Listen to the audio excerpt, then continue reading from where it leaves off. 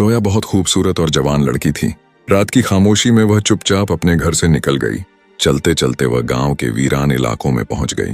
रात के 1 बज रहे थे। हर तरफ सन्नाटा और अंधेरा था। जोया नरम रेत के टीलों पर कदम रखते हुए ऊपर चढ़ने लगी। ठंडी हवा उसके बालों से खेल रही थी। थोड़ी देर बाद वह रेगिस्तान की ऊंचाई पर पहुंची, जहां दूर से लकड़ी की एक पुरानी झोंपड़ी नजर आ रही थी। जोया धीरे धीरे उस झोंपड़ी की ओर बढ़ने लगी। अंधेरा गहराता जा रहा था। वह झोंपड़ी के दरवाजे पर पहुंचकर वहीं रुक गई। दरवाजा बंद था। उसने एक छोटे से छेद से झांका। फिर उसने अपने पर्स से एक आईना निकाला और अपने बालों और कपड़ों को ऐसे संवारा जैसे वह किसी के सामने खुद को पेश करने की तैयारी कर रही हो। संतुष्ट होकर उसने हल्के से दरवाजे पर दस्तक दी। जोया दरवाजे पर दस्तक देती रही और खुद को आईने में देखती रही। अचानक दरवाजा खुला और अंदर से एक 80 साल का कमजोर आदमी बाहर निकला। जैसे ही उसकी नजर जोया पर पड़ी, वह कुछ देर उसे देखता रहा, मानो किसी सपने में खो गया हो। जोया मुस्कुराते हुए बोली। उसने उसकी आंखों में देखते हुए धीरे से कहा, मैं अपने घर वालों के साथ घूमने आई थी, लेकिन वे मुझे यहाँ भूल गए। क्या आप मुझे आज रात अपनी झोंपड़ी में पनाह दे सकते हैं? हाजी अब्दुल रहमान कुछ देर चुप रहा। फिर उसके चेहरे पर धीमी सी मुस्कान फैल गई। उसकी आंखों में एक अजीब सी चमक थी। वह जोया को ऊपर से नीचे तक देखता रहा। जोया ने मुस्कुराकर कहा, क्या देख रहे हो? हाजी अब्दुल रहमान चुपचाप उसे पीछे से देखता रहा। जोया ने पलटकर कहा, क्या सोचा? क्या आप मुझे आज रात यहीं रखेंगे? ये सुनते ही हाजी अब्दुल रहमान उत्साहित हो गया। उसने जोश में कहा, हाँ क्यों नहीं, अंदर आओ। जोया चुपचाप झोंपड़ी में दाखिल हो गई। हाजी अब्दुल रहमान भी उसके पीछे गया और बोला, रात में यहाँ चोरों का खतरा रहता है। जोया थोड़ा चौंकी, लेकिन कुछ नहीं बोली। हाजी अब्दुल रहमान ने कहा, इसीलिए मैंने दरवाजा बंद कर दिया है। जोया ने हल्की सी मुस्कान के साथ कहा, ओह ठीक है। झोंपड़ी में 2 छोटे कमरे थे। वह एक कमरे से दूसरे कमरे में गई और बोली, मैं कहाँ सोऊं? हाजी अब्दुल रहमान हंसते हुए बोला, जहां चाहो सो जाओ। जोया ने धीरे से कहा, तो तुम एक कमरे में सो जाओ और मैं दूसरे में सोऊंगी। हाजी अब्दुल रहमान कुछ देर उसकी आंखों में देखता रहा। फिर उसने कहा, ठीक है, जैसी तुम्हारी मर्जी। हाजी अब्दुल रहमान अपने कमरे में जाकर लेट गया, लेकिन जोया अपने ख्यालों में डूबी हुई थी। जोया भी अपने बिस्तर पर करवटें बदलती रही। अचानक बाहर कुत्तों के भौंकने की आवाज आई तो वह डर गई। वह उठी और हाजी अब्दुल रहमान के कमरे में चली गई। उठो उठो, मुझे डर लग रहा है, वह कांपती हुई आवाज में बोली। हाजी अब्दुल रहमान हड़बड़ाकर उठ बैठा। क्या हुआ? जोया ने कहा, मैं अकेली नहीं सो सकती, मैं आपके साथ रहना चाहती हूँ। हाजी अब्दुल रहमान का चेहरा खुशी से खिल उठा। उसने जोया की आंखों में देखा और मुस्कुरा दिया, लेकिन यहाँ तो सिर्फ एक ही बिस्तर है, कहाँ सोएंगे? जोया ने कोई जवाब नहीं दिया। उसने बस उसका हाथ थाम लिया और कहा, चलो बाहर चलते हैं, मेरा दम घुट रहा है। हाजी अब्दुल रहमान तुरंत उठा और बोला, आओ मैं तुम्हें बाहर ले चलता हूँ। जोया ने हाजी अब्दुल रहमान का हाथ मजबूती से पकड़ा और दोनों झोंपड़ी से बाहर निकल आए। रात गहरी और शांत थी। रेत पर सिर्फ हवा की सरसराहट गूंज रही थी। दोनों हाथों में हाथ डाले एक ऊंची रेतीली चट्टान की ओर चल पड़े, जहां नीचे गहरी खाई थी। जोया पत्थर के किनारे रुक गई और मुस्कुराकर बोली, देखो मैं तुम्हें सुंदर लग रही हूं ना? बताओ मैं कैसी लग रही हूं? हाजी अब्दुल रहमान उसके सौंदर्य में खो गया और धीरे से बोला, बहुत प्यारी, बहुत खूबसूरत। फिर वह उत्साहित हो गया और आगे बढ़ आया। उसने जोया को बाहों में उठा लिया और कहा, चलो अंदर चलते हैं, तुम बहुत सुंदर हो, बिल्कुल एक परी की तरह। जोया चुपचाप मुस्कुराती रही, लेकिन जैसे ही वे झोंपड़ी के पास पहुंचे, हाजी अब्दुल रहमान अचानक रुक गया। उसने जोया को नीचे उतार दिया। उसने संदेह भरी नजरों से उसे देखा और बोला, पहले बताओ तुम कौन हो? तुम यहाँ अचानक कैसे आ गई? जोया ने धीरे से कहा, मैंने आपको बताया तो था, मेरे घर वाले मुझे भूल कर चले गए, आप मुझ पर शक क्यों कर रहे हैं? हाजी अब्दुल रहमान कुछ देर तक उसे देखता रहा, फिर बोला, अच्छा चलो अंदर चलते हैं, बहुत देर हो चुकी है। जोया ने मुस्कुराते हुए कहा, आपको इतनी जल्दी क्यों है? चलो पहले रेगिस्तान में टहलते हैं। हाजी अब्दुल रहमान मुस्कुराकर बोला, चलो जैसी तुम्हारी मर्जी। दोनों फिर हाथों में हाथ डाले रेगिस्तान की ढलान से नीचे उतरने लगे। रात की आखिरी घड़ी थी। आसमान गहरे अंधेरों में डूबा हुआ था। चलते चलते हाजी अब्दुल रहमान की नजर अचानक सामने एक अंधेरी गहरी गुफा पर जा टिकी।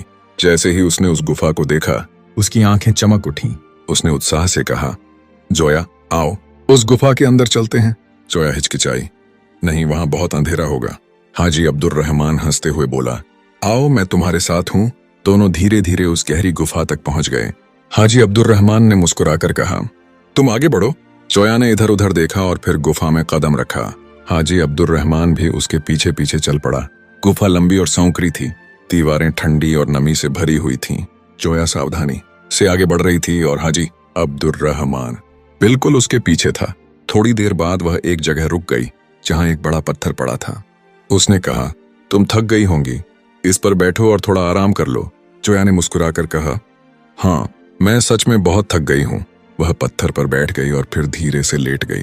गुफा में खामोशी थी, बस हवा की हल्की सी सरसराहट गूंज रही थी। हाजी अब्दुर रहमान धीरे धीरे उसके पास आया। जोया ने उसके इरादे को भांप लिया और अचानक उठकर बोली, चलो वापस चलते हैं, ये जगह ठीक नहीं लगती। हाजी अब्दुर रहमान मुस्कुराया, ठीक है, अगर तुम कहती हो तो चलो। दोनों गुफा से निकलकर झोंपड़ी की ओर चल पड़े। रात अंधेरी थी और हवा ठंडी। जोया झोंपड़ी के पास रुककर बोली, अरे मेरे कपड़ों में कुछ गड़बड़ है। हाजी अब्दुर रहमान पास आया और बोला, क्या हुआ, मुझे दिखाओ। वह उसके कपड़ों को ठीक करने लगा और जोया हल्का सा मुस्कुरा दी। फिर उसने कहा, तुम यहीं रहो, मैं अंदर जाकर इसे ठीक कर देता हूँ। हाजी अब्दुर रहमान जोया को देखता रहा जबकि वह धीरे धीरे झोंपड़ी के अंदर गई और दरवाजा बंद कर लिया। अंदर पहुंचकर उसने इधर उधर देखा जैसे कुछ ढूंढ रही हो। थोड़ी देर बाद वह मुस्कुराती हुई बाहर निकली और हाजी अब्दुर रहमान के सामने खड़ी हो गई। हाजी अब्दुर रहमान ने पूछा, हाँ क्या हुआ? जोया ने मुस्कुराकर कुछ कहा। यह सुनकर हाजी अब्दुर रहमान चौंक गया। लड़की का सूट मुझे कैसे मिलेगा? तुम कौन हो? जोया ने धीरे से कहा।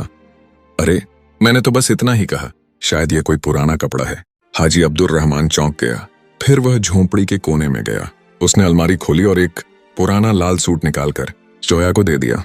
ये लो, लोग पुरानी चीजें छोड़ जाते हैं, शायद किसी ने यह भी यहीं छोड़ दिया हो। जब जोया ने सूट देखा तो वह उत्साहित हो गई, लेकिन मुस्कुराकर बोली, ठीक है, मैं ये पहनकर आती हूँ। वह दूसरे कमरे में चली गई। हाजी अब्दुर रहमान वहीं बैठा रहा। वह खुद से बातें करने लगा, लड़की बहुत खूबसूरत है, मुझे नहीं पता वह कहाँ से आई है। थोड़ी देर बाद जोया वह लाल सूट पहनकर बाहर आई। खिड़की से आती चांदनी में वह सचमुच चांद जैसी लग रही थी। हाजी अब्दुर रहमान उसे देखकर ठिठक गया और बोला, वाह, तुम इस कपड़े में बिल्कुल चांद लग रही हो। जोया ने नरमी से मुस्कुराते हुए कहा, और तुम भी बहुत अच्छे लग रहे हो। हाजी अब्दुर रहमान ने खुशी से कहा, चलो अब सोते हैं, काफी देर हो चुकी है। जोया ने धीरे से कहा, लेकिन मुझे बहुत भूख लगी है, क्या तुम्हारे पास कुछ खाने को मिलेगा? हाजी अब्दुर रहमान ने उसकी आंखों में देखा और तुरंत उठ खड़ा हुआ। वह झोंपड़ी के कोने में गया और रोटी की टोकरी निकालकर उसके सामने रख दी। जोया मुस्कुराई और रोटी खाने लगी, जबकि हाजी अब्दुर रहमान खामोशी से उसे देखता रहा। जोया ने पूछा, क्या हुआ, तुम मुझे इस तरह क्यों देख रहे हो? हाजी अब्दुर रहमान ने धीमे से कहा, तुम बहुत खूबसूरत लग रही हो, मैं अब और इंतजार नहीं कर सकता। जोया ने शरारत से कहा, क्यों, क्या आपने पहले कभी किसी लड़की को नहीं देखा? हाजी अब्दुर रहमान पीछे हटते हुए बोला, मैं कहाँ देखूं, मैं यहाँ अकेला रहता हूँ। जोया ने इधर उधर देखा और पुराने बर्तनों को देखकर थक सी गई। वह आगे बढ़ी, एक बर्तन उठाया और बोली, यह यहाँ क्या कर रहा है? हाजी अब्दुर रहमान डर गया और जल्दी से बोला, मैंने कहा था ना, लोग अपनी पुरानी चीजें यहाँ छोड़ जाते हैं। ठीक है। वह झूठ बोलते हुए दूसरे कमरे में चली गई और हाजी अब्दुर रहमान भी उसके पीछे दूसरे कमरे में आ गया। जोया को महसूस हुआ कि वह उसके बहुत करीब है। हाजी अब्दुर रहमान ने धीमे से कहा, वक्त बर्बाद मत करो, देर हो रही है, आओ। जोया ने उसकी आंखों में देखा और हाथ उठा दिया। उसने अपनी हथेली खोली जिसमें एक छोटी सी बोतल थी और मुस्कुराकर कहा, ठीक है, लेकिन पहले ये पी लो, ये तुम्हें सुकून देगा। जोया ने धीरे से कहा, लेकिन मुझे बहुत भूख लगी है। फिर उसने कहा, तुम्हें कुछ खाने को मिल जाएगा। हाजी अब्दुर रहमान ने उसकी आंखों में देखा और तुरंत उठ खड़ा हुआ। वह झोंपड़ी के कोने में गया और एक टोकरी से रोटी निकालकर उसे दे दी। जोया मुस्कुराई और रोटी खाने लगी। हाजी अब्दुर रहमान चुपचाप उसे देखता रहा। जोया ने पूछा, क्या हुआ, तुम मुझे ऐसे क्यों देख रहे हो? हाजी अब्दुर रहमान ने धीमे से कहा, तुम बहुत प्यारी लग रही हो, मैं अब और इंतजार नहीं कर सकता। जोया ने शरारत से कहा, क्यों, क्या तुमने कभी लड़की नहीं देखी? हाजी अब्दुर रहमान थोड़ा पीछे हटकर बोला, मैं कहाँ देखूं, मैं यहाँ अकेला रहता हूँ।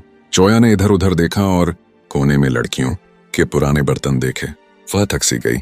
वह आगे बढ़ी, एक बर्तन उठाया और बोली, यह यहाँ क्या कर रहा है? हाजी अब्दुर रहमान जो पूरी तरह पागल हो चुका था, बिना सोचे समझे पी गया। थोड़ी ही देर में वह जोर जोर से सांस लेने लगा। उसकी आंखें झपकने लगीं। वह बोला, तुम बहुत खूबसूरत हो, तुम्हारे जैसा कोई नहीं। जोया ने मुस्कुराकर कहा, आपने इससे भी ज्यादा खूबसूरत देखा होगा। हाजी अब्दुल रहमान ने कर्कश आवाज में कहा, नहीं, जो भी आया वह तुमसे कम था, तुम एक आफत हो। जोया ने उसकी आंखों में देखा और धीरे से कहा, फिर भी झूठ। हाजी अब्दुल रहमान की आवाज टूटने लगी और उसके पांव कांपने लगे। जैसे ही वह जोया के करीब आया, जोया दीवार की ओर गई और वहां से वह चीज उठा ली जो उसने कुछ देर पहले अपने पर्स से निकाली थी। वह एक गुप्त कैमरा था जिसमें उस आदमी के सारे अपराध स्वीकार करने के बयान रिकॉर्ड हो चुके थे।